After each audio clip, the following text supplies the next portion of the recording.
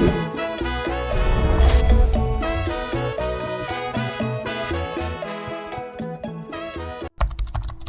30 juin 1960, la République démocratique du Congo arrachait son indépendance des mains des colons belges.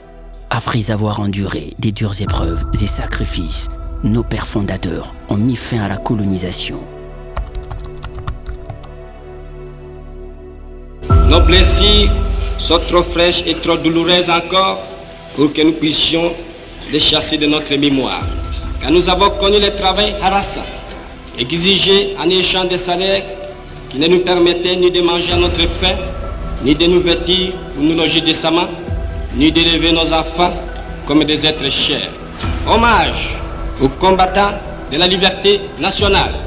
Vive l'indépendance et l'unité africaine. Vive les Congo indépendants et souverains. 62 ans après, la RDC vit-elle pleinement cette indépendance? Qu'en est-il du néocolonialisme?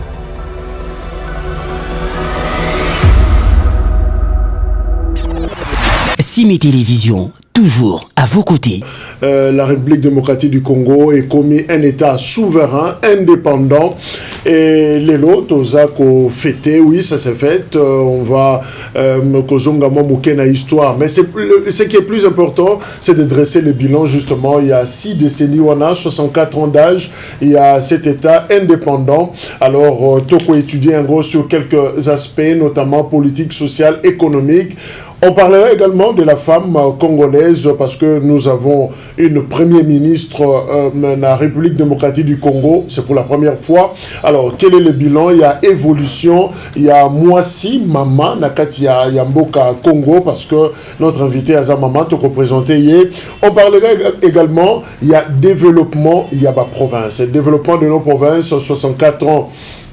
Après, on fera un peu, coup de projecteur Wana sur les provinces, parce que vous le savez, il y a un programme, il y a président de la République, le gouvernement congolais, programme, il y a développement au niveau local, il y a province, on en parlera. Et quel message pour ces 64 ans à tous les Congolais, toutes les Congolaises, voilà, essentiel, il y a échange d'ambition, qu'on a le spécial Lipanda, bilan, il y a 64 ans après cette émission, je vais la présenter avec mon confrère Blaise Kanika Moussonga Zanangé Longo de Blaise Mbote. Mbote Ndeko Jacques et Mbote Naba téléspectateurs bien sûr.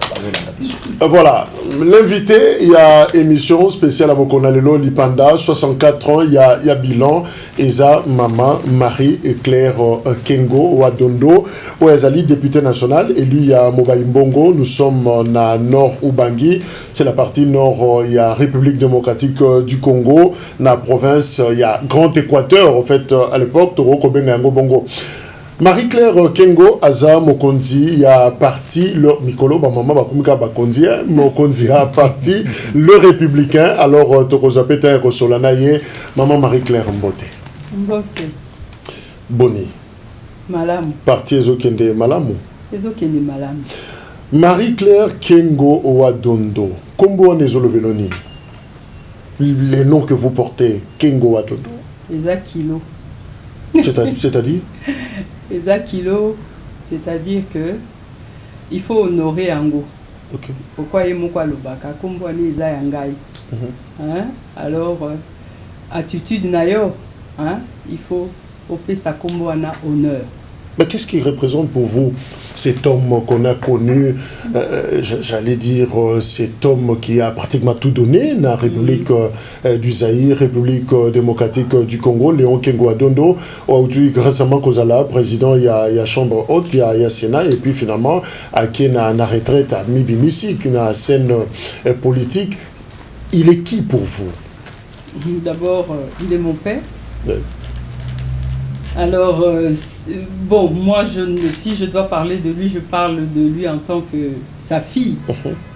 Les gens de l'extérieur, parce que Ponangai, il représente mon tout, comme je dis toujours. Il est, avant d'être mon père, Azali Bosso, camarade Nangai, Aza confident Nangai. Azali, grand frère, jeune fille, nyonso ba kolinga kozwa. Dieu a 30e l'année. Naza moi né à Liboso. Mais avant de continuer, mais qu'est-ce qui se passe dans la discrétion? Il y a Papa Léon, mais ça s'est dit, hein, naba venu nyoso ya Kinshasa ou peut-être ya Congo, Kengo a gardé pratiquement secret, même famille naïe, pour y baba na Kengo, ça sort de l'ordinaire, ils a compliqué. Vous étiez où tout ce temps-là? À Bumbarabino wapi? À Bumbabisote, muta sala choix nae, baleki na ngai, bango bavanda na bango na poto. OK. Ngai ndi nazalaka, mais à l'époque nazalaki femme mariée au foyer, nazwaki liboso, napesaki liboso privilège na bana na ngai. Na bokola bango basi ça va classe, ba se lancer dans vie active et puis naaki kozila ki papa na ngai longo na politique. Parce que ah oui pour ba conflit je ne veux pas dire bino de boloki donc bino de bozeliti alongwa bimana sempo bino boya kokota pour conflit d'intérêt ezalate parce que yende aza initiateur à politique na vie na biso. Les code familial, les instructions, orientation, non, les instructions, les alikaka ndenge to aki omona makambo eza koleka, azalaki très discret, aki koyebisa biso moins okoyeba makambo ezo leka na politique, eza façon nanga o protéger bino. D'ailleurs, komona biso to sala ata na entreprise mon côté à Congo. Okay. Ou bien azwa téléphone à senga mutu qui a engagé moi na non bande konanga moko aza médecin moko aza architecte moko aza avocat mususu aza dentiste ngai nazalaki na kati ya ba affaire na banda musala depuis l'âge de 23 ans. OK. Voilà. Blaise toyoka ta mona kengo moko ba MBA na nzembo te nini soki ba MBA bino na nzembo tata za ko silika. Non, pas du tout. Ils ont équipé na mentalité na bisoté. Ah bon? Mais dignitaire nyoso ya Mobutu en tout cas une bonne partie. Toyoka bango, toyebi bango. Tokangana bakombo na mutu na batata na bana. Alors qu'est-ce qui s'est passé par la bino? Mais non, il était le procureur, tina na famille ou comment? L'homme de la rigueur, tina famille. Oui, mais on a connu que ça la rigueur. Ah bon? On n'a rien connu d'autre. Ah oui, même Nanda Kwazaki Peka appliquer rigueur. Est-ce que vous avez une histoire mon Robert Telepsio mon coussé il y a enfance nabino entre un rapport nabino papa moana ou il est quand ta famille? Oui. Peut-être qu'il a oublié mais avant non, pas du tout. Non. Pas souvenir les ébélés hein. Ngai personnellement nayaki comme babinga enfant rebelle. Ouais. Ah bon? Oui,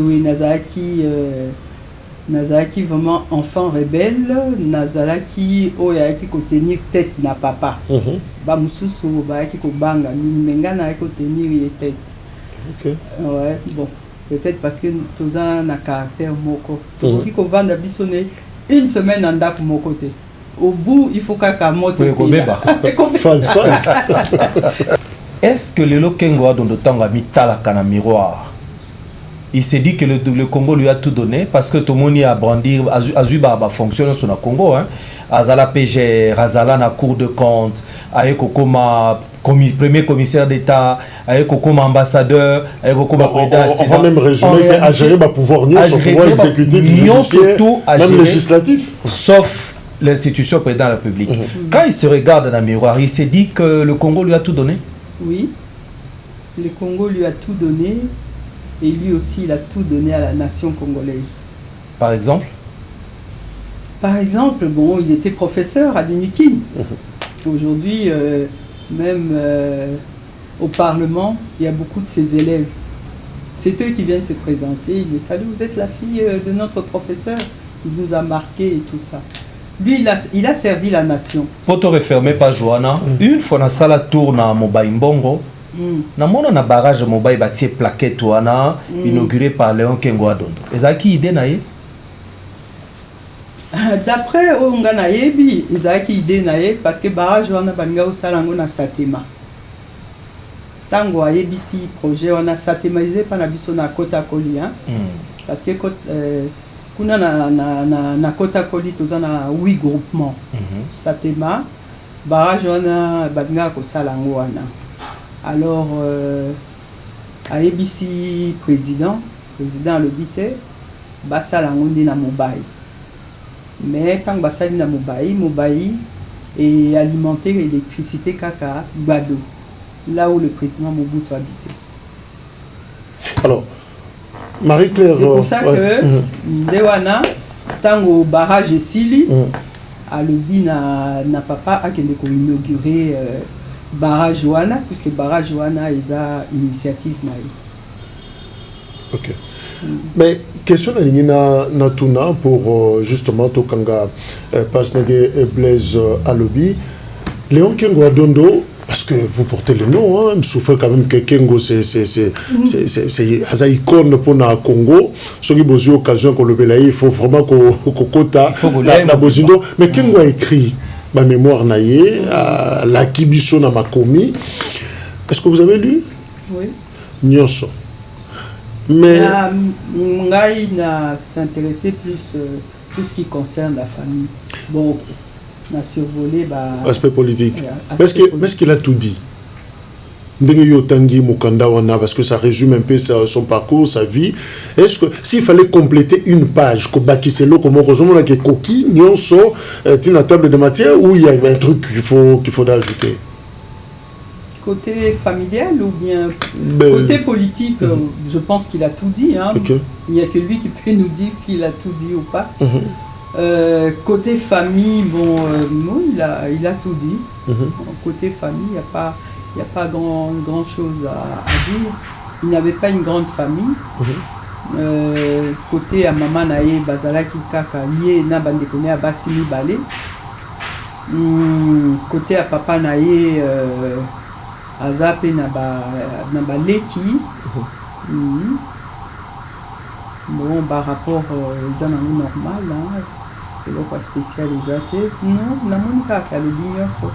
Il a à l'obi makambo enfance nae, ninga koli, ninga sali ba classe, bateau baïda qui est pour akoma et sika komi na bateau baïda qui est pour azwa bourse à kenosa ba étude na poto. Non, il a tout parlé. Il a parlé, il y a vie à Bana, il a parlé de ma vie, la vie de ma mère biologique. Aza toujours dans Mokili, à Roko qui s'est 90 ans, on est basé à 1 an d'écart. Waouh, on la salue, hein? Il est 91, 90, voilà. Non, à l'obi, alors, Léon Kengo, chef, il a parti parce que parcours politique n'est pas tout le Belengo. Il s'est retiré dans la scène, Matiki, parti politique, le Républicain. Alors, yo oza mokonzi a parti wana. Mais on voit, on dirait Toutina Kengo, Tokena Kengo. Comment vous expliquez, parti politique, yo s'est retrouvé mokonzi wana ndengenini? Est-ce que ça coïncidence, c'est Kengo Kengo ou ça héritage, patrimonialisation pratiquement à parti et commis bien à famille, vous ça n'en échange? Non, ils ont bien à famille et puis ils ont la mentalité n'a été pour imposer moi nanaï.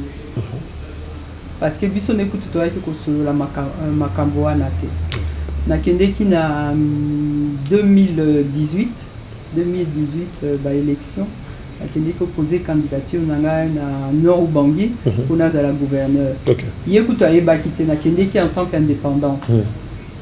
Alors et marcha kité na zongi tango na zongi mokolo moko professeur Bongongo abeninga lobi madame naza besoin na mono auto solo là. Aye kotala nga ndako ayebisinga naza ba problème na kati ya parti ba élire nga président mais baza ko accepter nga à 100% que balingi que il faut maquiller à Kengo za na kati ya parti wana pour parti wana ezala crédible et pas ya bato parce que soki Kengo azate parti ko exister des professeurs Bongo qui kotala nga ko tunanga ke na ya ko rejoindre bango ba changer kutu statut à parti ongana comme vice-ministre vice-président. Mais est-ce que logique Batouane Zaki Malamu Makila et Kengo mais politique Makila On dirait que l'MPR n'a pas marché parce que Makila Mobutu n'était pas dedans. Mais l'UDPS, c'est ce qu'il faut. Makila Tshisekedi des Anakati pour l'UDPS survivre. Comment vous comprenez en tant qu'acteur, actrice politique? Il y a à comprendre que la mentalité il y a bateau bazaki na kati ya parti bazo mona que ceux qui famille ya kengo basé sur na bangote, c'est comme si parti wana ezai sur na valeur té enfin parce que bon deux tu na Congo hein ba parti politique est incarné par ba président na ba fondateur nango donc c'est dans ce sens là ndé ba peut-être ba motiva qui action na bango. Ok. Oui, na sens wana. Mais Yemoko Léon Kengo, est-ce qu'il était au courant? Est-ce qu'ils étaient Kassouflagi Bango, professeur Bongongo, il fallait quand même voir ma fille.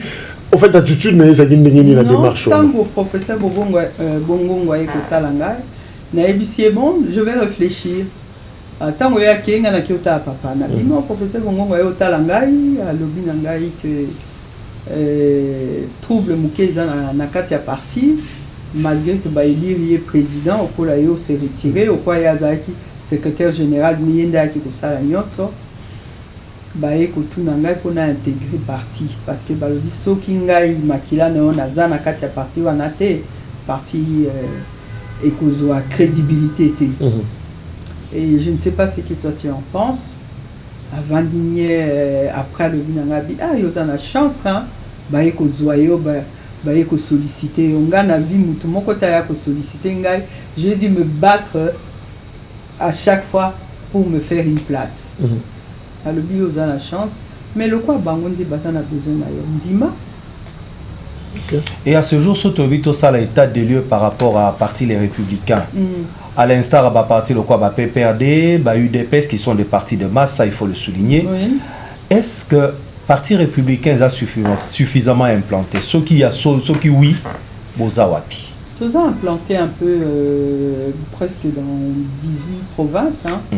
Tous ont implanté malem mais pourtant on a kokota na parti juridiquement ils avaient bien structuré, il y avait eu un travail à faire et puis bon tant qu'on a commis la partie, il y a eu quand même quelques problèmes et puis le professeur Bongongo a démissionné et c'est comme ça que je me suis retrouvé à la tête du parti et je suis devenu président du parti. Et en parlant d'implantation, parti, bureau, mallette ou bien implantation avec Penandako, non, implantation avec Ndako et drapeau et tout, oui quand même. Non, parti mallette. Vous reconnaissez quand même que vous avez parti, il y a cadre, un parti de masté, comme parti par exemple, les outils Kotangawa, Bozoumou n'a presque pas la circulation. Peut-être que ma solution, on a téléphone, on a bureau climatisé, mais on a balabala, on ne vous sent pas. Non, c'est vrai. Bazo. Tout ça vraiment parti de master, tout ça cadre, jeune cadre baza et belé et c'est vrai que tout se réunit ça entre biso, tout ça habitude à quand ceux qui manifestations ils allaient par exemple quand il y a eu sortie de l'union sacrée, tout ça là qui tout sali, tout fêté 5 ans à biso, tout ça là qui vraiment manifestation munene. Bon gars il n'a le toujours ceux qui impactent les alliés. On se manifeste. Ceux qui ont été à tout moment, non. Ceux qui vraiment en jeu, ils allaient tous à la Kawana. Alors, parlons indépendance, 64 ans. Marie-Claire Kengo Adondo, députée nationale, il y a élu à Yamobaï, na Équateur, Grand Équateur, Nord-Ubangi, présidente, il y a parti le Républicain. Na indépendance, il y a Congo. Est-ce que vous avez cas? J'avais 2 ans. Seulement. Ouais, 2 ans seulement. 2 ans. Mais peut-être que vous n'avez pas compris ce qui s'est passé. Mais je crois que papa, ou bien Botakio, il y a qui étudiant. Moi, lui, il était étudiant, il comprenait ce qui s'est passé. Mais il vous a dit quoi exactement? Qu'est-ce qui s'est passé ces jours-là, le 30 juin 60? Il y a Zaki na Kinshasa, Zaki na Mbandaka na maman. Bisokuna, bon, à 2 ans. Je n'ai un souvenir. Si tu me parles de ce qui s'est passé en 65 à Kisangani, j'y étais. Nakoki ko relater, mais à indépendance, j'ai aucun souvenir. Ma bête la bino di solo. Oui, ma bête la biso di solo, mais bon, je pense que Nakati a famille, ils auront un impact militaire. Changement, ma casse vraiment, ils allaient cater quoi. Pour Nabango. Bon, on a raté le décollage ce jour-là. Non, ce jour-là, c'était la joie pour les Congolais. Parce que tous indépendance, c'est pas parce que Belge, Pessibiso. Nous, on s'est imposé. On avait quand même des leaders, quoi, Lumumba, Moïse Tshombe et Joseph Kasavubu qui se sont imposés grâce au front commun. Et c'est grâce à ça que nous avons pu obtenir l'indépendance. C'est pas qu'ils nous ont donné l'indépendance avec joie. Mais est-ce qu'on avait compris cette indépendance? Parce que Bamisou Baloba est toujours indépendance en gros trop tôt. Sokotalipé, écrivain, prêtre Nadi Belge, Van Bilsen, alors qui normalement le Congo n'était pas encore préparé pour les indépendances. Pour Naïe, il fallait tous les indépendances en 1985. Est-ce que aux David Abato Balabake Tozoaka indépendance trop tôt, Yango wana ti lolo makambeto pour la qui malam pensate parce qu'il n'y avait pas de cadre à l'époque. C'est discutable hein. Bon leader Misato Wana, Moïse Lumumba et Joseph Kasavubu. Mais Belge tant Pessibiso indépendance. Ils n'ont pas tellement été honnêtes hein, parce que bango balingaki ko garder ministère des Affaires étrangères, ko garder économie. Et c'est parce qu'on n'avait pas de cadre. Ils avaient raison quelque part. On n'avait pas de cadre. Oui, ils avaient raison quelque part. Ils avaient raison quelque part. Mais nous, on s'est tellement imposé. Mais je pense que souffrance, c'est les kaki. Injustice, c'est les kaki. Maltraitance, c'est les kaki. Je crois que Bango s'est précipité pour baser indépendance. Penser qu'il n'a pas aspect économique et tout ça. Bango balingaki kaba lungwa na moumbu. Souffrance et les kaki. C'est vrai que le décollage jusqu'à présent nous n'avons pas encore obtenu ce décollage. Il y a encore beaucoup à faire. Qu'est-ce qui n'a pas marché dans 64 ans parce que finalement les Belges sont partis, les Bissot volants, Bissot Moko, mais est-ce qu'on a conduit la République, l'État indépendant? Est-ce que tu m'as mis en gros na bon port, na vitesse qui na rythme qui Ricky? Non, tu m'as mis en côté na rythme à malamu. Bon, tu zuipé repos mingité hein. 60 non.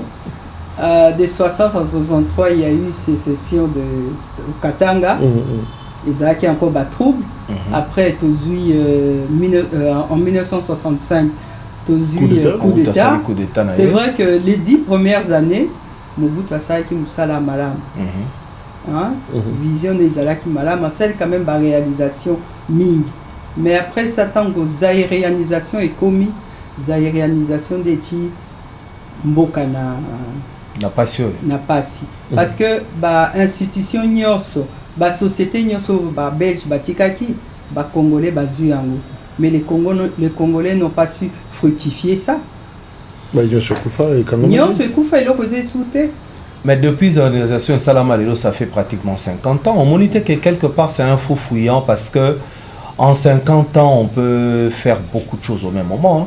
Lula da Silva su Kotia, Brésil et Kotanaka BRICS en 5 ans. Oui. Mais comment c'est lui sali 50 ans, on n'a pas su Kotombolanini.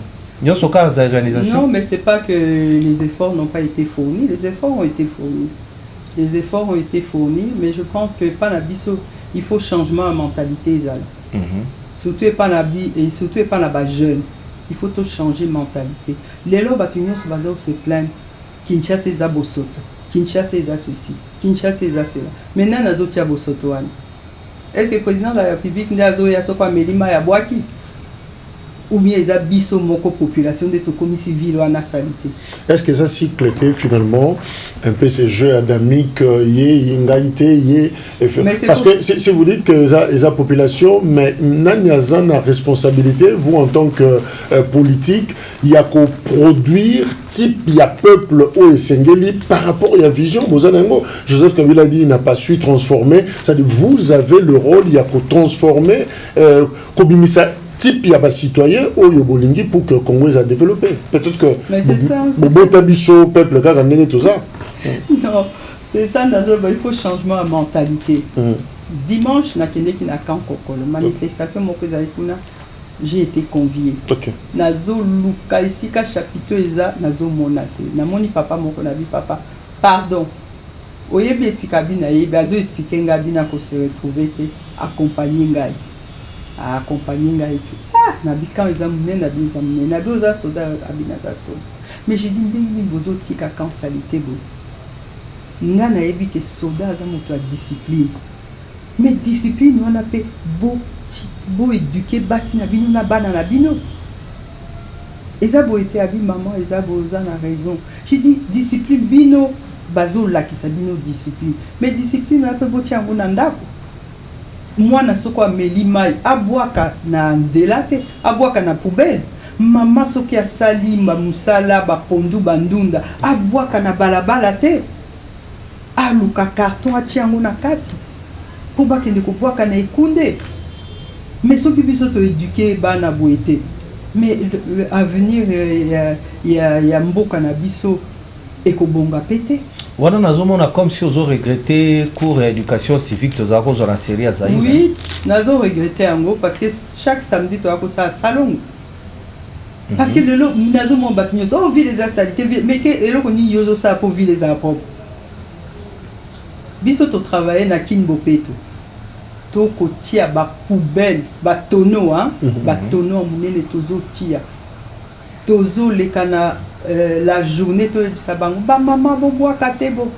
Na butu tang to koya ba tonneau wana bazo pikolango.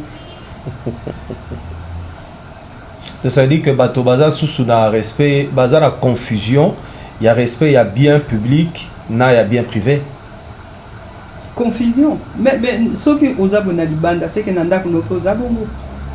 Mais finalement, le Congo a eu problème les 10 premières années, Maréchal, Akamaki Malamou. Mais Congo indépendant à 64 ans, et Bébéli à quel moment précis? Après la Belge, la histoire politique, la biso. Le problème s'est posé dans la période de Nîmes. Au moins, tu y as un diagnostic. Comme tu dis, ils ont des dirigeants. À quel moment dirigeant, s'il faut parler en termes de président, dans 64 ans, tu as 5, oui. Parce que selon yo, na bango nyonso wana, nani a travaillé qui m'a cassé pour na Congo et tia moi pas, nani a yé pena pour freiner Congo ekiti. Tobo ya polémique. Koyoka esonité. Tobo ya polémique. Na lobby. Biso toza bana deuxième république. Hein? Ça veut dire que tant que biso tozo banda vraiment école et tout, Congo ezalaka kitoko. Mais pas une ezalaka propre. Tu vois? Ndé na lobby tango président Mobutu azalaki, ngana moni les 10 premières années, Moussala ezalaki. Disons les années 70. Oui, les années 70. Ça c'était vraiment magnifique. Tant que bandi makambo ya aérianisation, un père ceci, un père cela, à partir de là, déclin est commis. Ti 97. Tant AFDL AFDL, bon. AFDL, Moke Panzani, Tozaki éparpillé. Hein? Depuis AFDL, Yende a BBC vraiment Mboka. Parce que ma famille, Bazaki, détruite, Tina Lelo, ma famille, ils n'ont jamais pu récupérer leur vie.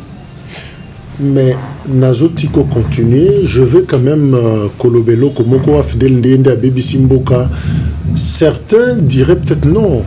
ils ont peut-être acteurs locaux là-bas, Léon Kengo, tout ça la focus n'a été, et les autres, au Bazala qui pratiquement n'a souka maréchal, parce que tant que génocide rwandais, Zosalema, Afdel Azoua, Kokota, je crois que Kengo a donné déjà 94 qui premier ministre, premier commissaire d'État et puis premier ministre. Vers la fin là, Bazala qui n'a ma solo. Alors, déjà, le moment où on a sécurité à Congo, c'est comme un problème. Makambouya, Mbongo, Kolia, social, économique, et Zagi Nassé. Alors, est-ce que ça, Fidel, moi, vidéo, les 10 premières années, Zala qui bien. Après les années 80, c'est un autobandi Makambouya réalisation. Makamio se bébaki parce que Mutuna Mutoya qui travaillait pour la Yé. Pourquoi Siko Bazoloba Boukalia? Hein? C'est pas ça que maintenant Bazoloba Boukalelo lia Lamba Lelo lia Lelo quoi va ministre quoi Bazoloba nous gouvernement Sika et le copain Malongo et Kosa les maté pour ba ministre Bazana Musa Bango Kaka chose Babouka Balia. Pour na yo ça problème éthique. Et ça problème éthique. Dès le changement de mentalité, il faut aussi qu'au Congolais, biso ba Congolais, tout comprendre que biso ceux qui bâti biso et sika, on est là pour travailler pour la nation. On n'est pas là pour travailler pour nous ou bien pour les individus. Afdel la baby signoso, Joseph Kabila. Bon, Afdel t'envoyé, bon, babote le biso biloko nyos. Obema, office de bien Malaki. Biso tina lelo ba bien musuto récupératé. Tozaka na justice tina lelo. Ah bon? Na ba bien mususu. Toza na ba document mutakoya le biso habité ngana sombinda ko ça fait 35 ans. J'ai dit mais il y a 35 ans c'était encore la deuxième république. Mobutu est mort, ça fait pas 30 ans. Bon alors tout ce temps tu étais où? Tina lelo ba boto ba loko ba nini tout ça ba l'AFDEL a créé énormément de dégâts dans notre pays. Énormément. Mais l'AFDEL, c'est différent de Joseph Kabila, non? À partir de 2001? Oui, à partir de 2001. 18 ans pratiquement. Nous, on était en exil. On est rentré en 2007. Alors, le patriarche s'est battu. Il était à la tête du Sénat. Bon, petit à petit, on a essayé de reprendre une vie normale. Mais ils ont qui facilité.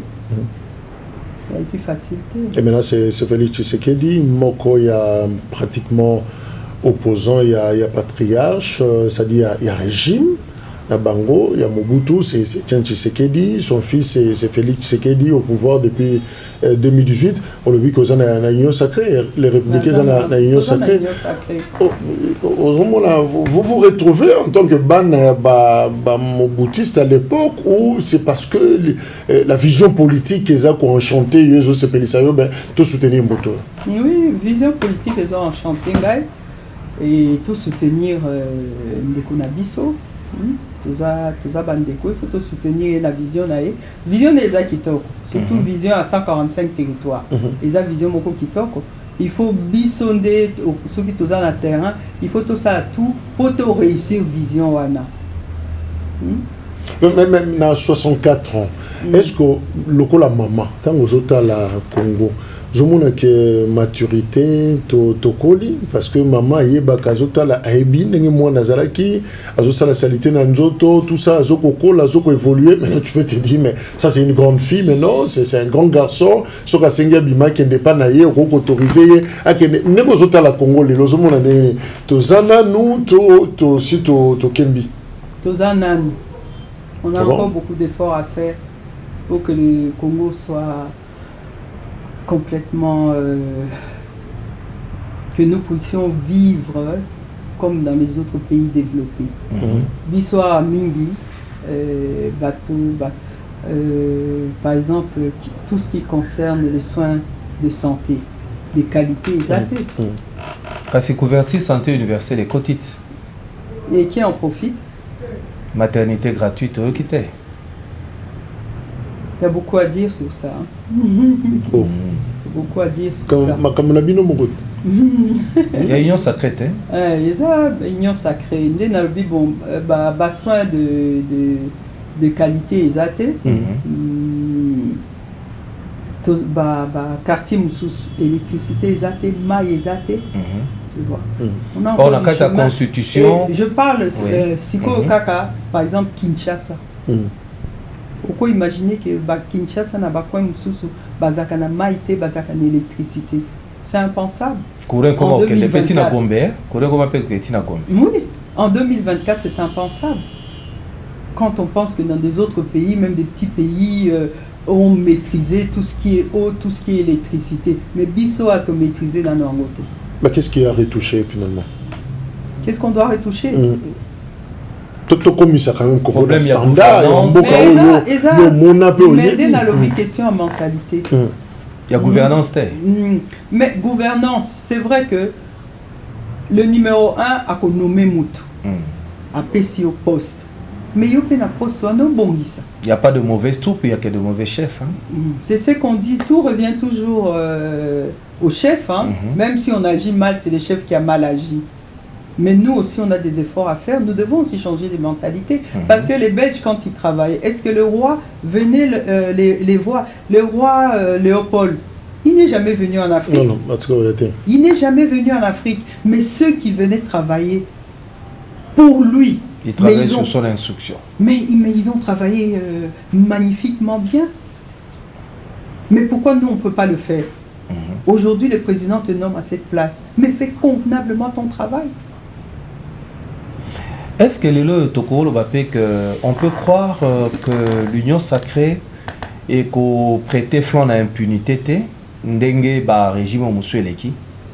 Parce que 5 ans avant l'union sacrée, l'union sacrée Kokota Kakawat pour nous y a un cadre d'élection. Est-ce qu'aujourd'hui on peut croire que l'union sacrée ne veut pas prêter flanc à l'impunité? Non. Parce que les lois Zolobalikambo Maï, tu as dit qu'ils ont un droit constitutionnel, bah garantir le droit à l'électricité, droit à Maï, mais Kinshasa ils ont pilulé dans tout ce qui est forage et tout. Est-ce que les lois Yoboy, l'union sacrée, on peut faire foi qu'avec sous le leadership du président Félix Tshisekedi, des Bino Boye Beliango, Koleka Bisso, beaucoup prêter flanc d'impunité? Pour prêter. On y travaille pour. On y travaille pour. C'est un travail de longue haleine, hein? Mais oui. Et bandaka malem. Mais tu bandi déjà makambo wa forage wana. Tous autres traités en gros. Bon kité que ba mususu bakende ki kola na boloko lobi. Mais nous sommes à na boloko d'araka moi et comment le gars chambre de visite te aleki moi mikolomi balemi ça tout ote azana problème ya maladie pas problème à barin mandat azui liberté provisoire abimi boni ba bima bazonga na bangote Congola zone ba sous recette wana te hein. Mais balo e ko changer union sacrée a ko changer makambo na nyos bo ça avec confiance na union sacrée osa kondima nazondima j'y crois puisque nazana kati nazondima que mosala malamu ko salem mais mentalité na biso peut changer balo bateo état lingaité non. Mentalité à la population, tu es bandana mentalité à parce que tu as dit que l'élo bouillé, la plus grosse part, il y a gâteau, bon, si on peut parler des gâteaux de manière un peu erronée, la plus grosse part, il y a osé besoin mboka qui n'a pas institution. Bino ba député pour mandat changer, ton population a changé. Pour bino représenter la population. Mais biso on a vu changement de mentalité. Biso politique. Mentalité n'a biso peut changer. Bozobi population mingi hein. Bozobi population mingi kozoba ça veut dire que bo dribler population mingi non parce que binonde kasi ba bozo kaka la plus grosse part du gâteau te mais pour na sunga place Marie Claire Kengo Atondo toza entre biso Europe ko sunga biso tozo information na source na kitisi na voix pour bato so ba yokate na parlement ozo combien l'Assemblée nationale 14 000 dollars, francs 14 millions de francs congolais. Il y a un peu de ça. Il y a un peu de ça. Plus les à côté. En tout cas, les à côté, jusqu'à présent, tout le monde est dans côté. Tant que je suis sûr que on a banque, tant que au baloli nasima mo Congo au moni enseignant, professeur d'université ou peut-être mon lakisi il y a primaire et ça la kondengini na motema yo simbio ya yo na maboko tali na 140 000 francs congolais muta solisi muninga te mais botala ni kaka yo kakandengeni. C'est vrai que ça a un peu gênant. Enseignant qui gagne ce qui 70 ou 80 000 francs congolais par mois. $80. $80 par mois. Et ça, et tu as mal à l'aise. Mais mal à l'aise, au lieu quand même 14 millions à Yokaka. Toza député, peuple ndé a élu Bisso pour justement tout ça qui m'a camoué changé. Mais beaucoup ça la beaucoup qui t'était bon matissa aux agina quand kokolo tu as vu peut-être qu'on posait qui question na soda on a azora combien mais beaucoup qui t'était train de vie na bino kita bolo bakango na français bolo bi train de vie tout ça mais et qui t'a capé difficilement. Est-ce que vous pensez que tout matissa quand même batouana ma pinga na biso bala kisi est-ce que vous kanisa ka président sali tout pour matissa bango ba matisi bango ba enseignant ba matisi bango et coquille ndesika ba komi wana non et coquille na nute ba effort eza ko fournir ba effort à fournir les alindé na lobité to komi na nesika ngote mais tozo fournir ba effort ce qu'on a 14 millions toyoka yo lobby to capé bo nijo bazo ba ke bozo ka plus que au lobby on les a yangote ba bisima loboko ndé bala kisi 14 millions mais ba invisible ndé matina ngona 30 000 en tout cas biso non tozu ba invisible te président à lobby président du Parlement lobby qui est au 14 millions. Banungu ebele na Parlement non banungu ezate président lobby 14 millions. Tozo à 14 millions. Ba député ebele baboyi baboyi pani baboyi balingi to kitisa. Ayo oza prête pas kitisa. Nga nazali prête ba kitisa. Et comment ça ate komi ba 2000 ba 2500 ta 1500 to kondima parce que biso toza wana pour travailler pour la nation pour la population parce que to lingi que mboka oko lobby décollage économique ya mboka na biso esalema et ça mana bato nyonso oui alors to lobby la maman oza chef ya parti oza élu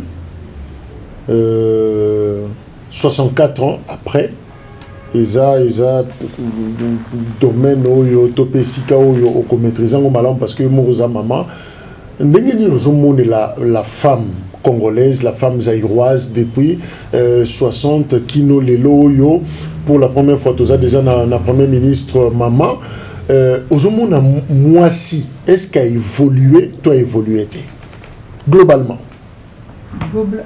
globalement moisi comme on dit Ponanga, elle reste la nourrice de la famille. La femme, elle a toujours été à côté de l'homme. Elle a lutté avec l'homme pour qu'on puisse en arriver là. Ça veut dire qu'elle est une personne importante dans la lutte pour le développement de ce pays. Mais son combat, est-ce qu'il est suffisamment honoré? Est-ce que moi si à atteindre peu maturité wana abimisi mutu comme on peut le dire to atteindre maturité wana la preuve que premier président a honoré Bisso a nommé premier ministre Moisi ça veut dire que to atteindre maturité wana le bébé to comment on président de la République Moisi président de la République a osé Moisi yo hein pourquoi pas.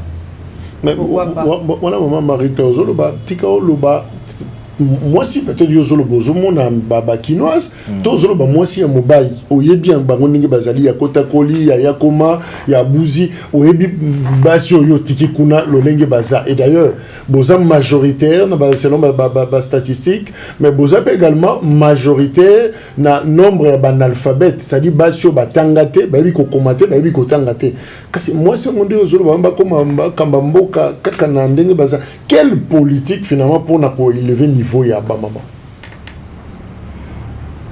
basi même pas na biso kuna na nord Ubangi basi valable bazali hein basi valable bazali ba intellectuel pe bazali o bazali prête ya koza tozaka pe na ba ministre provincial kuna pas na biso bazali.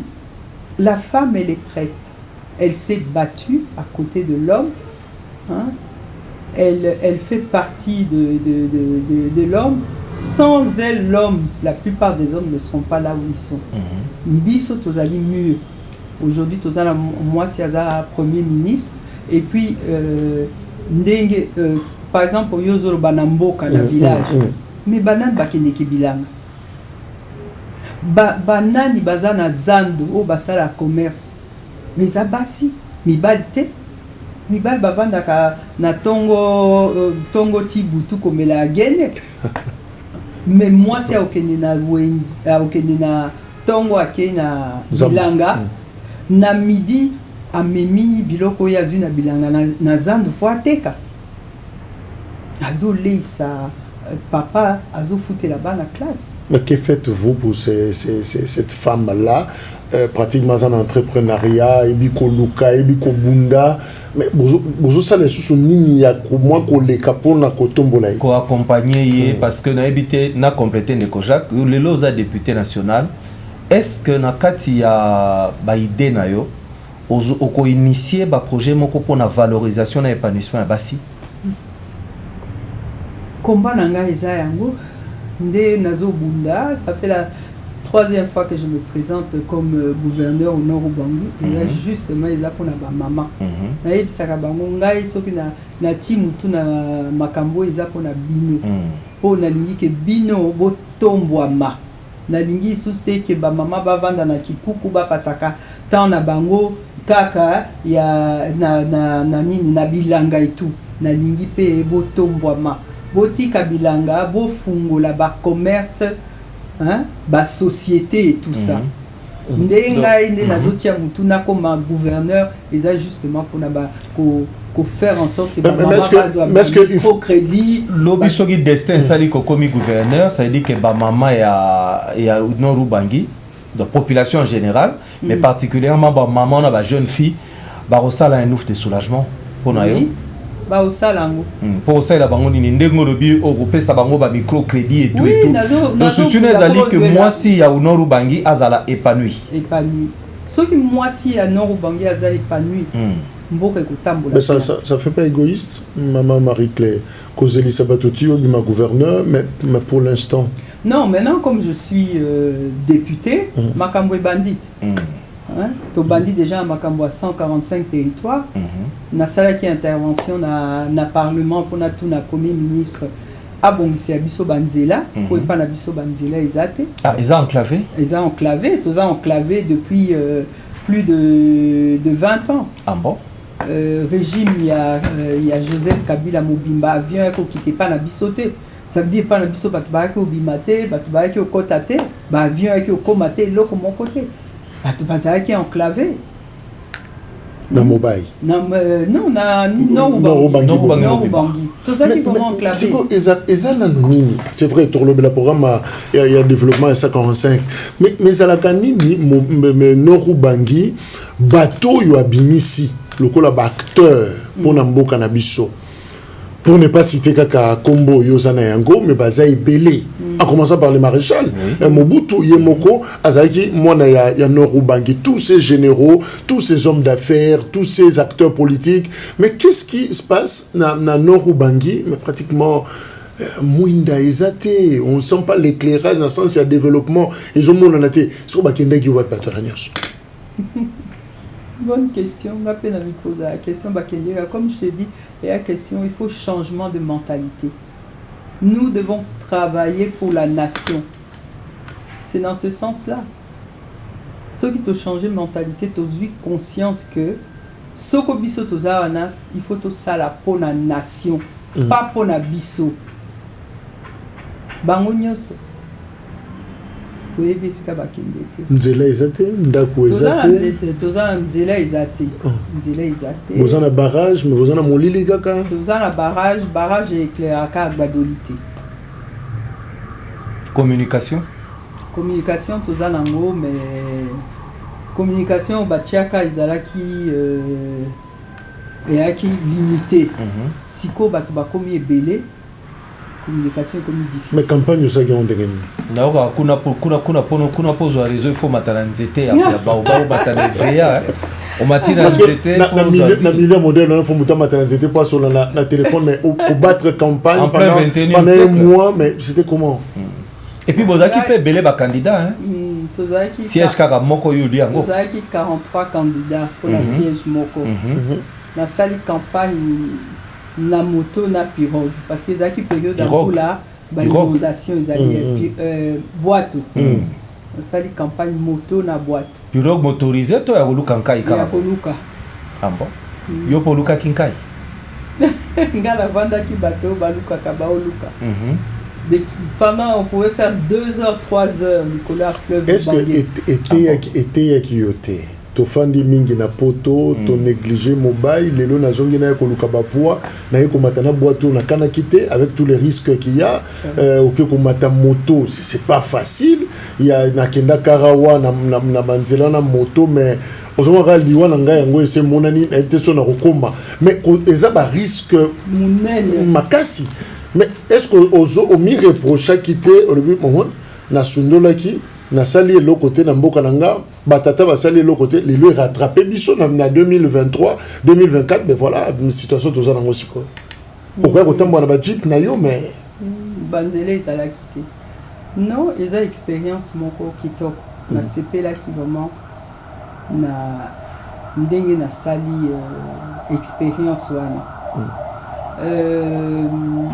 non nga na sundolité puisque na vivre kuna te aki ko kende tuzongi et tout ça aki ko vanda te mais regret na nga ezali que na moni mboka côté kuna vraiment eza abandonné effectivement basale loko moko te kuna parce que na koma na ba coin mususu oyo bato bakoya ko toucher ngai soki vraiment nazali réellement naza réellement solo que na ye effectivement pour na ko aider bango alobi ndenge nini yo koko kanisa biso otika mboka na esi koza oya ko salisa biso zoko sabiso ou bien eza makambo solo question vraiment bazo poser nga yango wana est-ce que vraiment eza solo pourquoi zo kanisa biso toza banani pona yo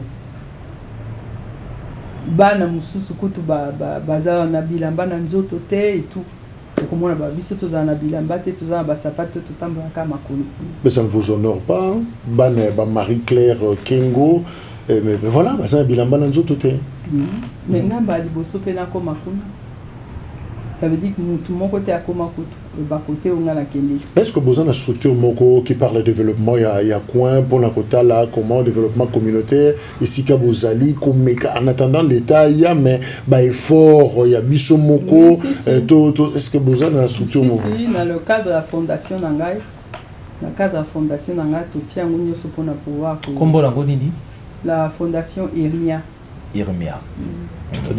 c'est-à-dire Irmia c'est un nom un peu compliqué, et comme il y a le moins d'escarmouches. C'est un nom hébreu et les Arabes aussi l'utilisent. C'est dans Ésaïe 58, verset 12 qui dit nous allons reconstruire sous les anciennes ruines. Voilà. Ah, autant qu'Ésaïe, aux chrétiennes chrétienne, engagée, pratiquante. Ok. O confirmé biso Jacques Ponapeso maloba o confirmé biso lisolo toyoki ke na noru bangi bato bakabolaka mbuma ya kini na 4 pona bamela pona mo investigation to saki toyoki kuna ki sezaka te mikolo baki se bandi okoma un peu quoi ba avion zo kita muke depuis le président Félix azwa pouvoir ouverture muke salami ba avion de temps une fois tous les 15 jours et kitaka na mokope na nazo sala dépôt pharmaceutique na mobile na cadre fondation nanga et puis na sali pe usine na mai na Gbadoli mais finalement est-ce que vous croyez na programme de développement SA45 territoire qu'est-ce qu'on a fait concrètement? Parce que au mandat, il y a Mibale pour le président Tshisekedi, il y a Souka pour le qu'on a biso et lobby. Programme Mo Makambo et 145 au Congo depuis mandat il y a Liboso. Alors tout ça nos focus na coin na yo moni basala ki nini. Toute population na yo soki ba bengi ba tuna nini obiso to zana ngo na combo ya 145 territoires ezan basali jani. Non. Actuellement, basali ba école ebele. Na ba localité. Na Nord Ubangi. Na Nord Ubangi surtout na Mobai côté à Otombanza. Parce que na Mobai Mbongo toza na ba axe misato toza na Otombanza Mobai centre et mini axe Motende. Et basali ba école kutu début de semaine ba inaugurer ba école ebele. Ba tindi nga kutu ba photo. Basali ba école na ba centre de santé ba type ba banc et tout ça. Basali. Donc on peut espérer que ce programme peut quand même no banzelate mais école na centre de santé en tout cas il salami. Mais ba matériaux au côté de parce que le vous enclavé c'est pas facile que na boîte na masuwa mingi basala ka sur place. Basala ka. Parce que bazo associé en tant que l'élu il y a quoi? Non, associé ngate parce que banda qui déjà avant, ba pesa qui déjà na bato mususu avant que nazala élu. Ba banda qui déjà musala wana. Mais si on est babandi kotindela ngai ba rapport. Est-ce que vous croyez dans le mandat il y a président Tshisekedi sincèrement? Est-ce qu'azo rassuré tout le monde a manifestation ou tolembi pasi vie komi pasi bato aza koloba yo ozo ka pasi yango to bisoka nde tozo yoka? Non, biso ne tozo yoka pasi yango mais pasi yango banda lelo te hein. Le président Félix Pakutika pasi wana. Mais azo sala effort pour à améliorer conditions de la population. Azo sala effort. Effort izali. Tu as la confiance. Na sala confiance. Na sala confiance to poni. Na sala confiance. Mazoko mane na sukat. Oui, Atika na 4 ans. Atika na 4 ans, mais en 4 ans on peut faire beaucoup de choses. On ne bougera pas la constitution pour naïe. Non. Champion masculinité positive. Ce qui l'obé abi bon a jeté des volumes nanga sur Marie-Claire Kengo. Na tuna ki question no ki makingai. Abi bon a jeté des volumes nanga Marie-Claire Kengo dans le quoi dauphine nanga. Okondima? Na ondima na boya poani. Kongo za mapeka kilo hein. Toko meka.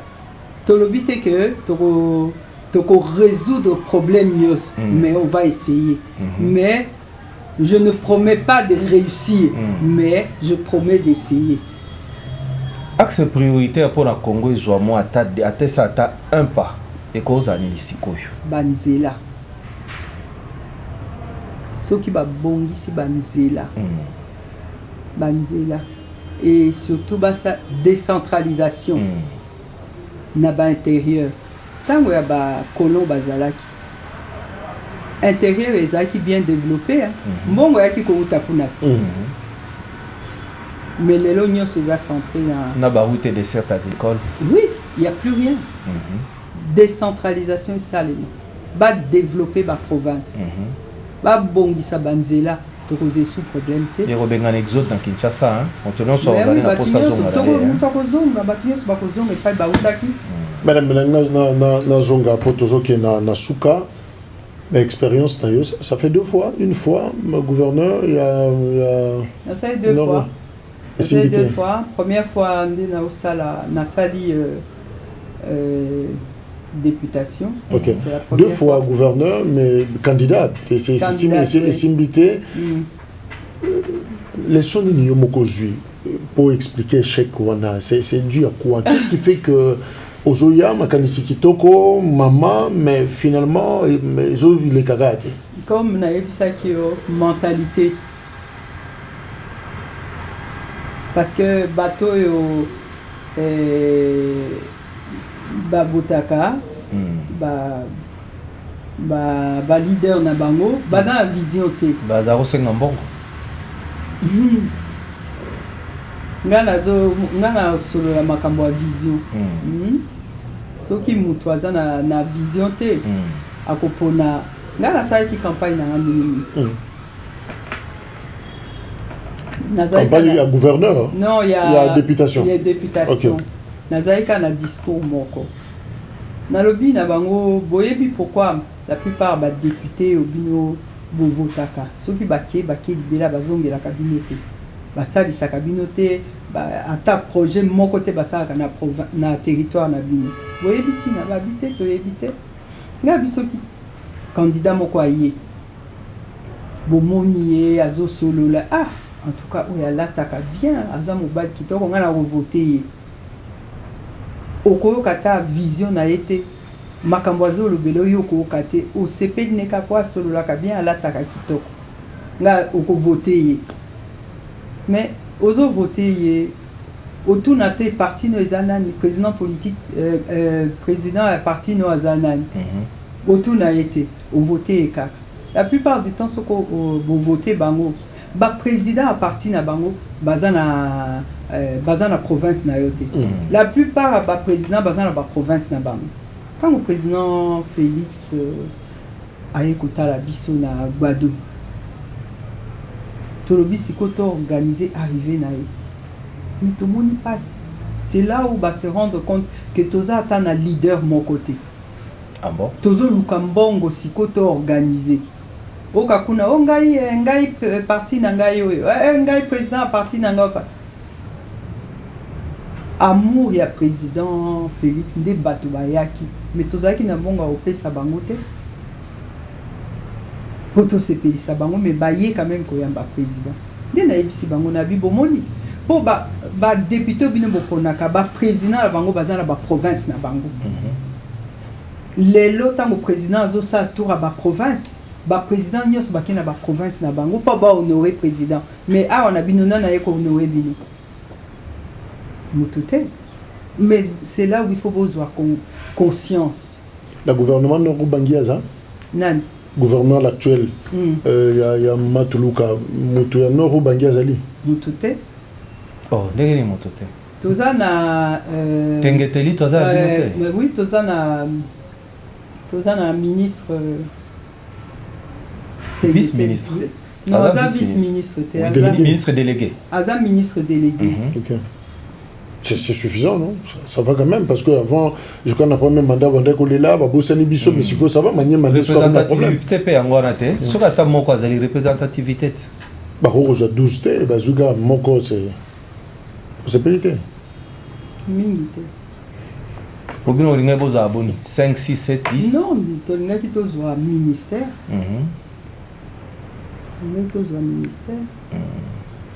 Mais là, comme ça, besoin d'un ministère, beaucoup de belé dans le gouvernement, mais à une certaine époque, il y a l'histoire du Congo, je ne veux pas dire ça, mais le gouvernement, on dirait qu'il y a beaucoup d'habitants. On dirait que le gouvernement, il y a nord ou Bangui. S'il faut un peu dire ça, en tout cas, pas tous, mais on dirait que le gouvernement, oui, le président, il y a Tangwana Zaki Moutou, effectivement. École Bossalité, Nzela Bossalité, téléphone Nezate, l'autre côté, Mouindate, les longs siko sont pas possibles. Banzela, tout ça, la Banzela, Banzela et Koufi. Ba école, tout ça, la ba université, tout ça, là. Maintenant, ces athées, entretien, les athées, Banzela, ils allient. Mais, entretien, les athées, Banzela, nous se Koufa.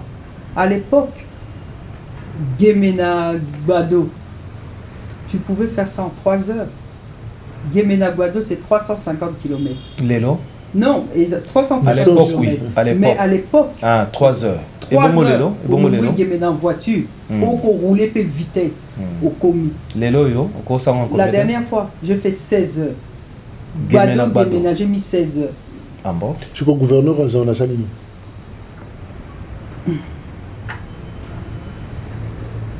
Paiement. Ok, mais le paiement. On le vite. Toza qui n'a processus façon 45 territoires, toi aussi là. Tango moment ya kubongisa ba nzela ekoma. Non, na 145 territoires, mais gouverneur na bino, gouverneur na yo, gouverneur na ngai aza nini ba moyen utaka na gouvernement central. Donc on a peut-être mieux poser l'hôtel, hein. Non? Kuna toyoka bozana or bozana biloko ebele. Tozana biloko ebele. Biloko ebele siko nyonso bozozela kaka ebima. Tozana banzela. Kuna boko produire te. Il faut la vision. Au koko kende na province mon côté, soko za la vision te. Soko se présenter, oyebi déjà que dès que ba élire yo, les 100 premiers jours là, oyebi eloko nini okosala. Mais soko oza élu, oza na vision te. Okoyeba pas nini obanda te. Gouverneur ya aza na vision te. Mais non, Nazo expliqué en général. Nalobi bongote, nalobi le fait que Ngana a décidé Naza la gouverneur, ça veut dire que j'ai quelque chose à apporter. Ça veut dire que bon, en arrivant, dès que je suis élu, je me mets au travail. Les 100 premiers jours, je sais que Eloko ni Ngana Kosala. Bon, mais ce que osa candidat gouverneur, bah élire au commis, au vandi, au sali Eloko côté. C'est que tant yo décidé que les kuna ozaki na vision te. Mais parce que bon ça na élection kala mingité, c'est entre ceux qui saigné à tier sérieux na makambango, bino na masimanimba na kwilu donc bozala na mais alors est-ce que vous avez déjà na profil ya moto akoko kamba bino après makamunyo so bouti ko lekisa province balongate évolution indicateur moko ezola tsapenza que makameza malamu te, est-ce que vous avez déjà na profil ya moto moko o bino ko lekisa le ko la gouverneur même ngana za na profil ya moto ango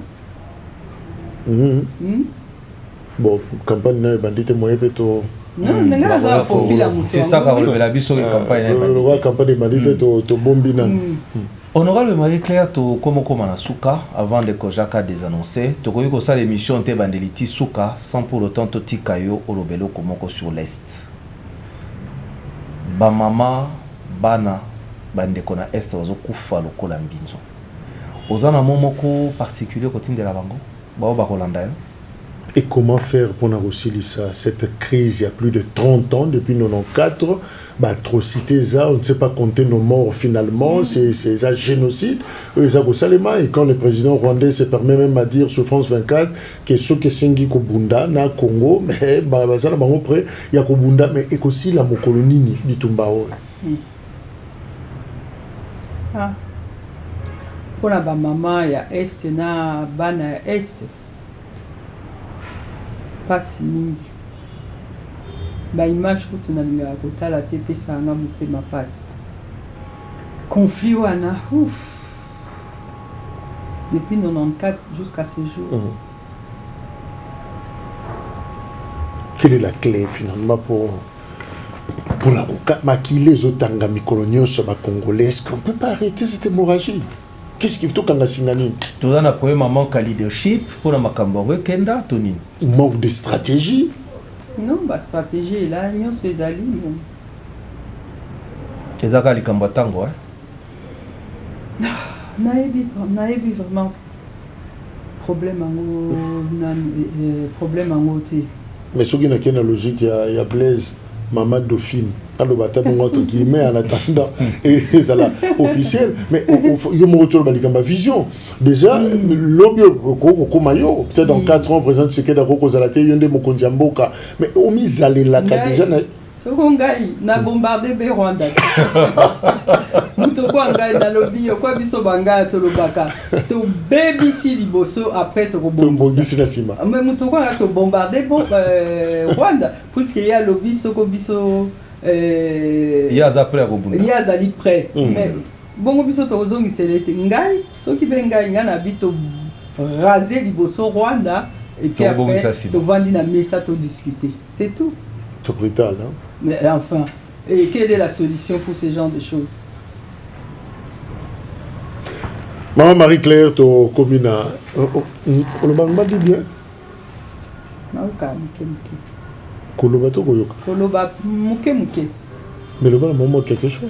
il s'appelle que Misso Bakolanda Yangona Mobile na Yakoma Businga moi na biso wana azo bazolia gutbo bazo koyoka yene ngozo loba ana meka mondambo moi na biso ye wana mukasa yoko yebi mukasa tout bande wana na ngango mingi te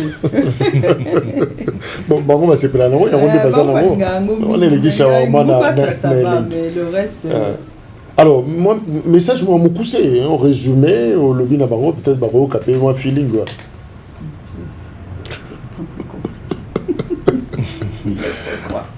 Voilà. Alors pour la indépendance to sukisa mon ayo pour na ba congolais nyos. Il y a 26 provinces au bazana Congo, ba misusu bazana diaspora, baza libanda, tozana bango makila moko, bazo kapasio biso tozo kapona Congo. Message na yo Marie Claire Kingo Wadondo ezali nini pona 64 ans ya libanda. Liboso na nyo pesa merci na ba pionnier. Au basala que tozo indépendance. Les Aïkielo quoi qui toque indépendance. Il fallait vraiment tout capitaliser en malamu, tout en profiter na oyo ba kolon ba tikela kabiso. Mais il n'est pas trop tard, de toute façon tout ça il va effort rebelle pour nous koma ici ka toza lelo. Ningika ko yebisa baninga nangai bandeko nangai que tout changer mentalité. Tout changer mentalité na biso surtout et pas ya ba jeune professionnel oyo bazo ya bangi ko sa na mboka. Beau s'investir pour la nation. Beau s'investir pour la individualité, pour la nation. Parce que ceux qui to s'investir pour la nation, tous en a bolingwa mboka, tout ça là que mboka na biso et se développer.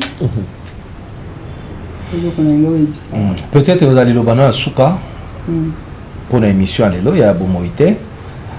Ceux qui ba ayo oyo tangi na le bino pesida lo longonya na ba ayo. Ceux qui lelo to bito ça moi fiction. Ba lamu ki na ba sépulcre na bango ba tali Congo yo ba revaki Congo yo bango ba projetaki. Nengo zomo ila Congo ba ayo na biso ba kozana sengo to ba ko kamawa. Na ko kamawa. Pona.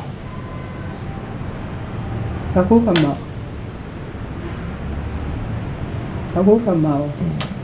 Il voyait tellement le Congo grand que Congo a mouké na mais mingi tant bakende ki Congo ezaka boité. Mingi vraiment tant bakende Congo ezaka boité. C'est vrai que mawa mais nyoso o ezako sale masiko ezama bete. Donc, nous demandons que c'est la hymne nationalité, nous peuplerons ton sol, nous assurerons ta grandeur. Mais grandeur, ils étaient sur le Mumba, un monument, n'a échangé. Ce qu'a fungoli mis soit tali avenue, kako bapesi kombo na ya fungola tali a kangi lisusu. Est-ce qu'à kosepe là, toi kosepe là, est-ce que grandeur en go va yembaki? Sol to peuplé, hein? To combien belé, mais grandeur. Grandeur. Hein? Ton peuple sol. Et toi qui s'aiment, nous allons assurer ta grandeur. Toi assurer grandeur. Nante. Tozo ke malé ba to koma. Toi na nzela. Eli ke zali hein. Eli ke ali hein. Et ali makasi. Eli ke makasi za toi na nzela. Merci. Maman Marie-Claire Kingo Wadondo azalaki invitée na biso ya spécial Lipanda. 64 ans, il y a indépendance, il y a République démocratique du Congo ex-Zaïre, Tolobela Kiye, Marie-Claire Kingo Wadondo, Mwana ya Léon Kingo Wadondo, Yenda Zaki Nabiso Longo, Boyoki Lisolo, Mwana Lobeli Papa Naye, Abeti Lisolo, je crois qu'on a complété pratiquement connaissance Nabiso sur le patriarche Léon Kingo Wadondo, Aza député national, élu à Mobaï, na Nord Ubangi, puis Azali présidente, il y a parti politique à la République démocratique du Congo, Kombo le républicain Naye et Longo Tolobeli, bilan, il y a 64 ans, regard Naye, il y a Sali Regard, Oyo Nengi Azomonela, Makambo, à Lobeli, ba maman, 64 ans après, évolution, ba maman, ya Congo, et Zali Nengenini, développement, il y a ba province Nabiso, notamment, il y a Sika, ba Pona Kiye, Lokola Molobeli, il y a peuple na Mobaï, na territoire Mobaï, Tozana Nord Ubangi, et puis Tolobeli, Makamosusu, ya Mike, politique Yamboka, économie Yamboka, social Yamboka, na retenir dénominateur, pratiquement na Elobeli Naye, changement ya mentalité. Tobongola, lolenge na biso ya komonela makambo voilà maître mot oyo ebimina monoko ya mama Marie-Claire nazakinga mon côté Blaise Merci. Kanika Musonga journaliste azaki na ngai pe elongo pona ko sepela lipanda mama Marie-Claire merci. Merci na FIA, merci na Ipondo Basi, Obazaki na biso na équipe technique pour na proposer bino spécial Lipanda ya Mokona Lelo. Le programme continue sur votre chaîne. Merci, au revoir. 30 juin 1960, la République démocratique du Congo arrachait son indépendance des mains des colons belges. Après avoir enduré des dures épreuves et sacrifices, nos pères fondateurs ont mis fin à la colonisation. Nos blessures sont trop fraîches et trop douloureuses encore pour que nous puissions les chasser de notre mémoire. Car nous avons connu le travail harassant, exigé en échange de salaires qui ne nous permettaient ni de manger à notre faim, ni de nous vêtir ou nous loger décemment, ni d'élever nos enfants comme des êtres chers. Hommage aux combattants de la liberté nationale. Vive l'indépendance et l'unité africaine. Vive les Congo indépendants et souverains. 62 ans après, la RDC vit-elle pleinement cette indépendance? Qu'en est-il du néocolonialisme?